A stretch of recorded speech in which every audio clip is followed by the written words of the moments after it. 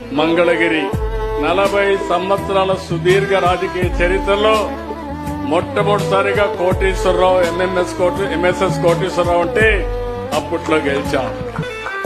తర్వాత మనం గెలవలేదు, మన కార్యకర్తలు హుషారుగా లేరు కాబట్టి లాస్ట్ మూమెంట్ పోతున్నారు కాబట్టి ఆలోచించమని నేనైతే సజెస్ట్ చేస్తే కాదు నేను ఇక్కడే నిలబడతానని నిర్ణయం తీసుకున్నారు. నేను అలో చేశాను.